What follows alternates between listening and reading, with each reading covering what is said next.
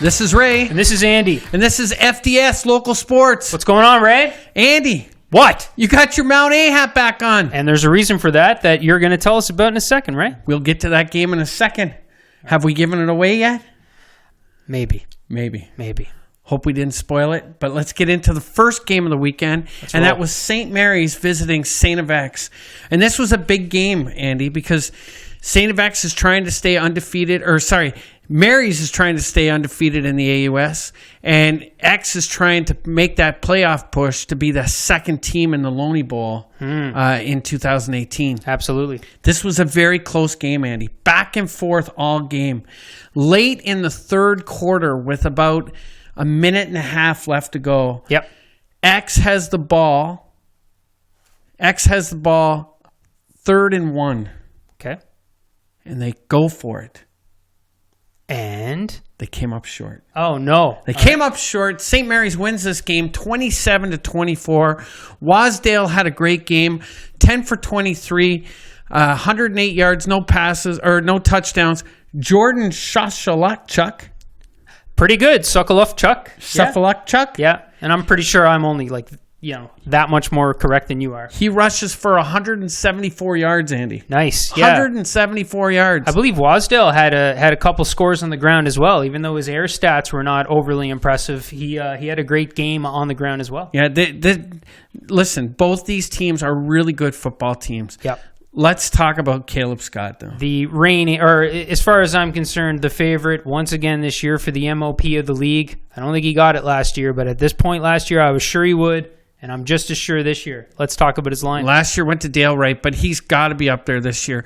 This year, 321 passing yards, Andy. Yep. 2 touchdowns. He also rushed the ball for 108 yards. Absolutely. This guy is a crazy athlete. Now, with every athlete, there's always something that you can improve on. Mm-hmm. In this game, Caleb Scott threw for 3 interceptions. Yeah, I think he was just out there taking chances.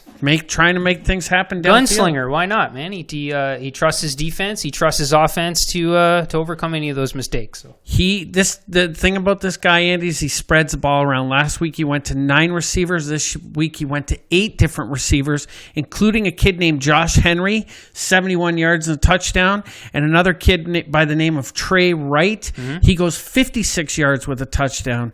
And their kicker, we've talked about this guy before, Brian Hope. Yep. You know Brian? Yeah, Mr. Hope. Well, X was hoping he wouldn't have such a great day, but this guy had a perfect day. 3 for 3 on field goals, as well as he made all his extra points as well. That's pretty perfect good, Ray. Day for Brian Hope. Ray. You didn't quite stick the landing on that joke, but good setup, though. It was a good setup. It was a good setup. Yeah, it was a good setup. So there you go. That's this game was a very good game. Both teams are still Mary's is gonna take the lead probably as the first seed heading into the playoffs. For sure. And X is going to battle with Acadia for that second seed. Absolutely. There you go. All right. This next game. Let's go talk about your Mounties. My Mounties were on the road. Because last week you weren't happy with the way the Mounties played, but this week I think you'll be much more happy with the score. The Mounties go on the road to Bishops, their farthest road trip of the year, and they go down and win this game, Andy, 18-10. Absolutely. Very happy for the Mounties on the road. Troy Downton goes for 190 yards with a touchdown. Keel Ambersley, which I'm not sure what's going on with Chris Reed. Chris Reed must be injured at this point, but Ambersley's a beast out there, too. It doesn't matter. 21 carries for 121 yards. Milik Richards, 96 yards receiving. And our buddy Josh Hicks from Moncton, 82 yards receiving with a touchdown. Yeah, I believe Scott O'Neill's son, Aiden, had a couple catches there too. So no carries, though. I'd like to see him get a few more carries, but that's okay. The defense was led by a guy by the name of Damian Halstead, 9.5 tackles for the Mounties as well. So both offense and defensive side of the balls played well for the Mounties. So your standings at this point in the season, Mary's is 5-0. Mm-hmm. X is 3-2. Acadia is 2-2. Mount A is 2-3, and Bishops is 0-5. All right. So Mount A is still in this race, Andy. Yeah, it's going to feel a lot like last year. They cannot lose another game down the road here. Definitely not. All right. No. Next game's up in the AUS this weekend coming up. You got St. FX visiting Acadia, which right off the bat, we're going to decide who that number 2 seed is. Yep. And Bishops is traveling to St. Mary's, so they were going to have their hands filled with Caleb Scott. That's the toughest road trip for them this year. That's for sure. The toughest road trip. There you go. Let's get into some high school football. You want to start with the 12-man? Let's talk 12-man football. Listen, St. John High was on a bye. On a bye. That rhymed. Did you hear that? Wow. Not bad. All right, next up, Tantramar. Now, I know that you were there for this game live in living color out there. Did you have the white hat on for this one? I did, yes. White hat on for this one. Tantramar and Fredericton, an absolute massacre from the looks of the score, 52-0. Give me your take on this game. Well, it was 52-0 at halftime, Andy. Now, I want to tell you something about Fredericton. They have some big boys on this team. Okay. Like, they have some big boys on this football team. And they started off this game great. They were running the ball. They were making things happen. They used some decoy plays, which Tantramar was biting on every one of them. Mm-hmm. They really had something going special until they dropped back to pass. Ball was knocked down. Then they had to punt. The ball was blocked. Tantramar takes it in for a touchdown, and from there it's just downhill. You cannot give Tantramar any momentum whatsoever. No, you're done. Because you're done. Especially on that field. Once they get going, you're finished. And again, between the running backs of Oliver Longpre and Lucas Cormier, it is very, very tough to stop these two running backs. For sure. But this is the second week in a row I've been in a game with Tantramar. And my biggest question I want to throw out to you high school coaches is your defensive schemes against Tantramar. Okay.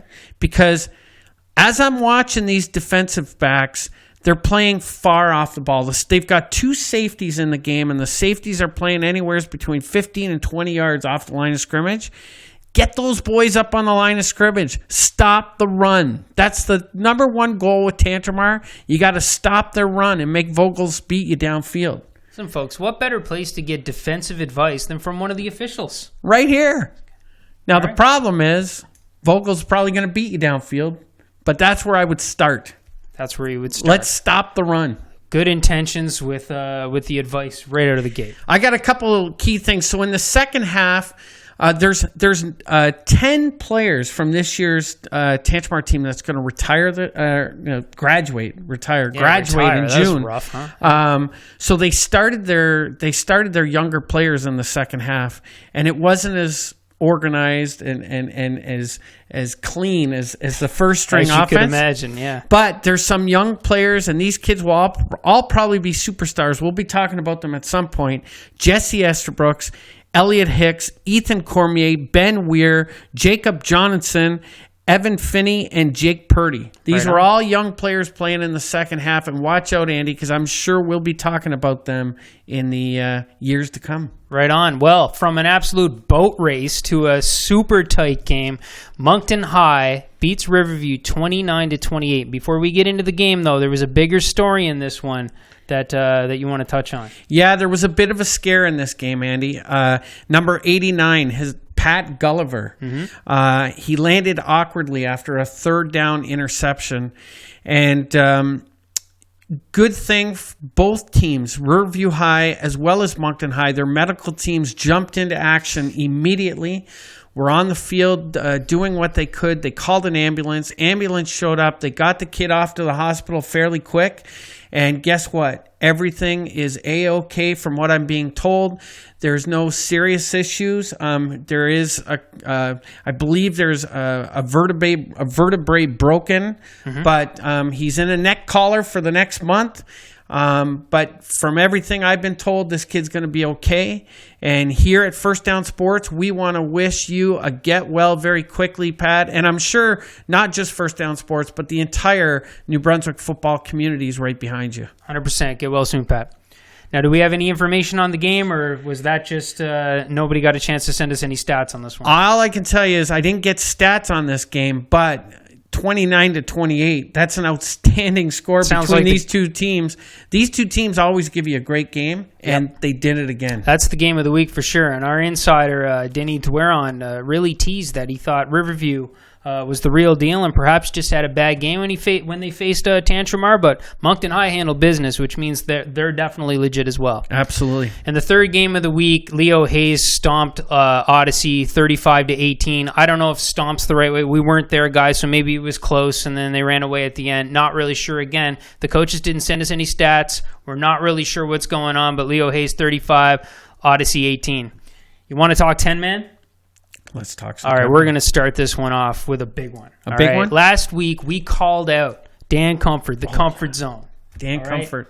Sorry, man. We might have gone a little overboard. We might have. But you know what? He heard us, and he said, all right, we're going to do it. We're going to win with one of you idiots on the field. So you were an official for this one as well? I was an official on this one as well. White hat. So we got Matthew Martin beating Harrison Trimble 7-4. Could not believe this whatsoever. It was a hockey score. Harrison Trimble makes the drop from the 12-man to the 10-man division and is kind of running away with a lot of the games that they started with. And meanwhile, we've been kind of wondering what the heck was going on with Matthew Martin. Like, is there an even lower division they could maybe move to with how they've been playing? And then they take care of Harrison Trimble. Tell me about what's going on here. Well, all I can tell you is this. The game started out with a very early safety. I had to call a safety against Matthew Martin for taking a knee in the end zone on a punt. Yep.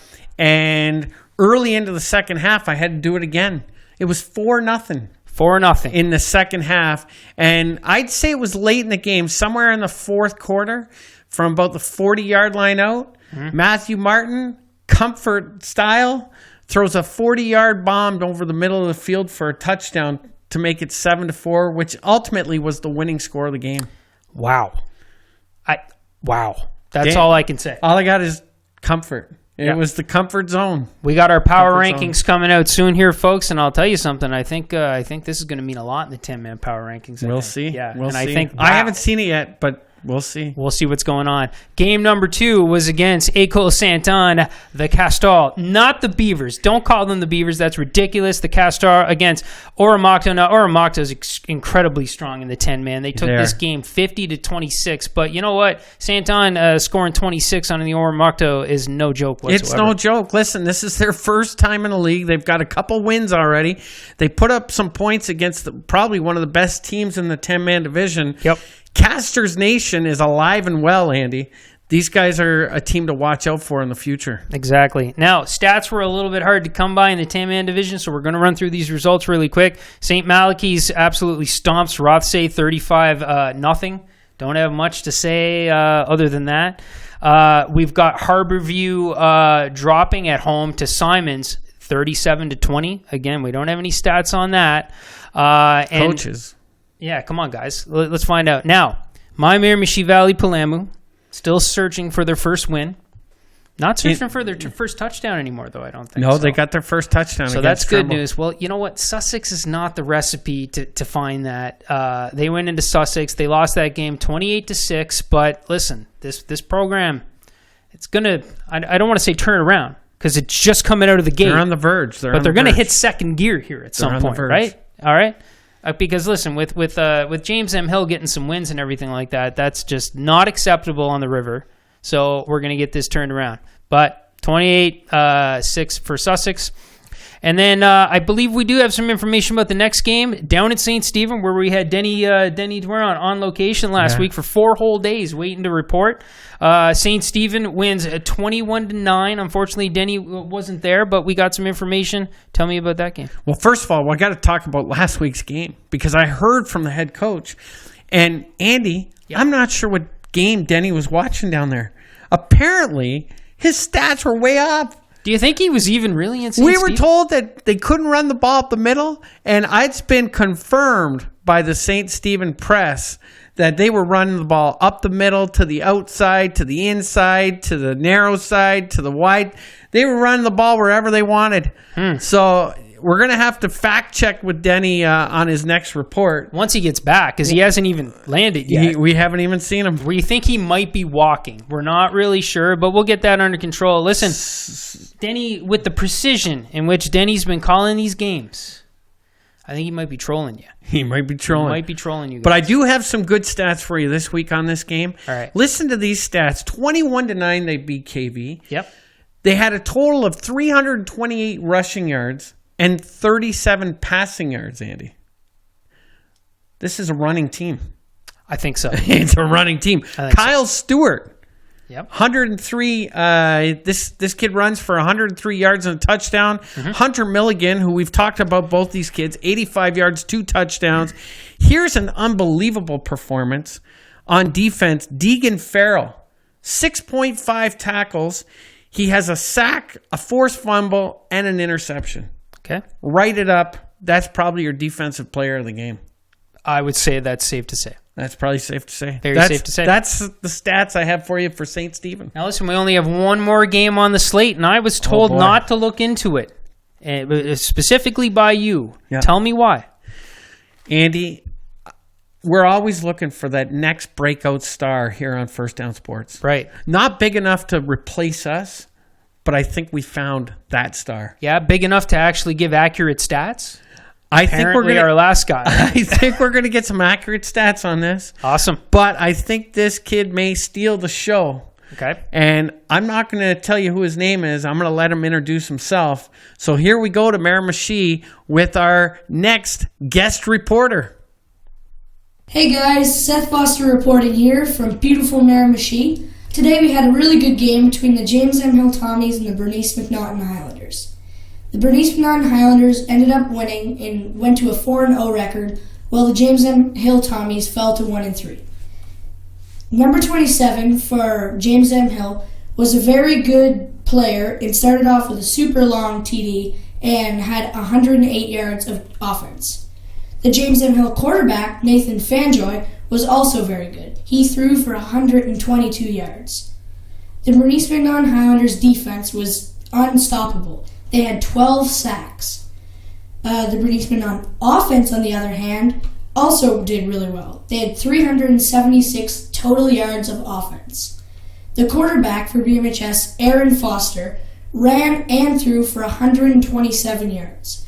The running backs, Mert Alpe, Keegan McDougall, Trent Daigle, and Javon Johnson got it done again on the ground. Overall, it was a great game. I'm done, so is anyone going to come pick me up? It's pretty dark out here. I'm kind of scared. Back to you guys.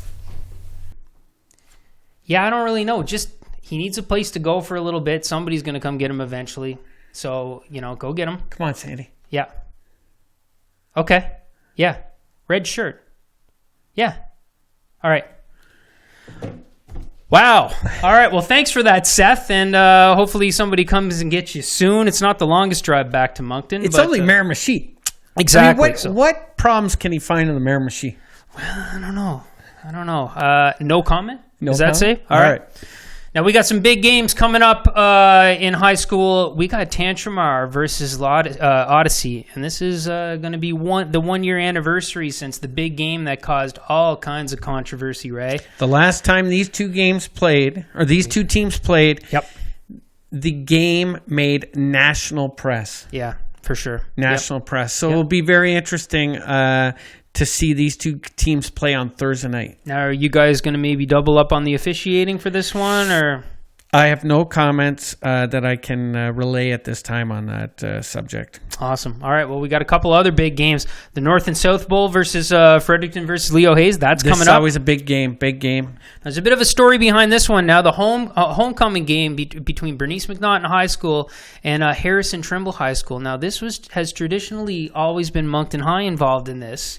There are several people very upset about the whole thing. We had a petition actually posted on our Facebook page. So this is kind of interesting, but they're having the homecoming game anyways. Should be a huge battle. 50 years since Moncton High and Tremble have played this weekend. All right. Well, this is going to be a big change. Let's hope that Harrison Tremble shows up for this one. Yeah. Because they clearly didn't this past week. We got the Acadie Bowl, which is Matthew Martin versus the Castal. The St. John Castal. This is a change as well because that's traditionally Odyssey, right? Yep.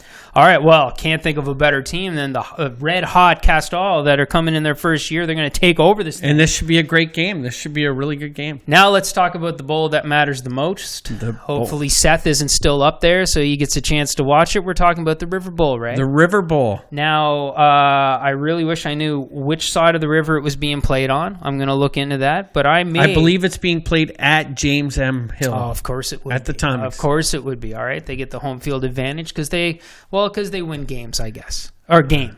I guess plural was stretching it there a little bit. Maybe? Yeah. Anyway, best of luck to those two teams. I may just make an appearance. Oh, really? All right. Awesome. I may just make an appearance. Good. All right. Do you have something else, some other football to talk about real quick? Yeah, just one more note on the football side. In the AFL, this is that junior football league that I talked to you about. This past weekend, UNB Fredericton knocked off UNB St. John 38-0. Mm-hmm. And in a very tight game, in PEI, Dalhousie knocked off Holland College 25-24. 25-24, that's a tough one. 25-24. Yep. The same teams played the exact same teams this upcoming weekend. Wow, that's exciting. It's exciting. They just switch home fields. Yeah, they call that a home and home. That's it. Yeah. That's football for the week, Andy. All right, awesome. I got one more topic I want to talk to you about. Can't wait. Let's hear it. Because this was big for Moncton. And not only that, but after my football game on Friday night, I took a drive downtown Moncton to see what kind of issues there would be with parking after all the off-season talk about parking. Yeah. I didn't see any problems with parking. In fact, I've heard no complaints about parking on Friday night. No? No? No, are you sure? Well, other than Sobeys and their security team. Yeah, and I want to apologize to any of the people out there that I may have recommended to them to just go park at Sobeys and then just walk. Apparently, that's not a good idea. They have people patrolling the parking lot, making sure that you're there to get groceries, not there for the game. So, sorry about that, guys. Very first Moncton Wildcats home opener at the Avenir Center. Mm-hmm. Okay. Some people are calling it the One Ear Center. I don't know why. But there was 8,800 people in attendance, the largest crowd for the history of the Moncton Wildcats. Awesome. Or junior hockey in Moncton, period. Must have been bumping in there. Okay. That's capacity, isn't it? That's capacity. That's capacity. Nice. Sold out. Okay. All right. I hope they keep that up. And the very first goal ever scored at the new center was scored by number 31, Alexander Kolanov. Nice. And well done on the pronunciation of that name. With the assist by Jeremy McKenna and Jacob Pelletier. So there's your very first goal at the new stadium, Andy. That's pretty exciting stuff. That is very exciting. You know what's not exciting? What's that? So my mom picked up a kid in a red shirt. It's not Seth. Oh, no. So they took him back. So anyway, that's it for this week, folks. Seth, we're going to find you. We're going to come get looking for you right now. Don't worry about it. Go to the Pizza Delight. Go to the Pizza Delight. They've got the buffet going. We'll come get you, all right? Put it on FDS's tab. We'll talk to you guys next week. See you next week.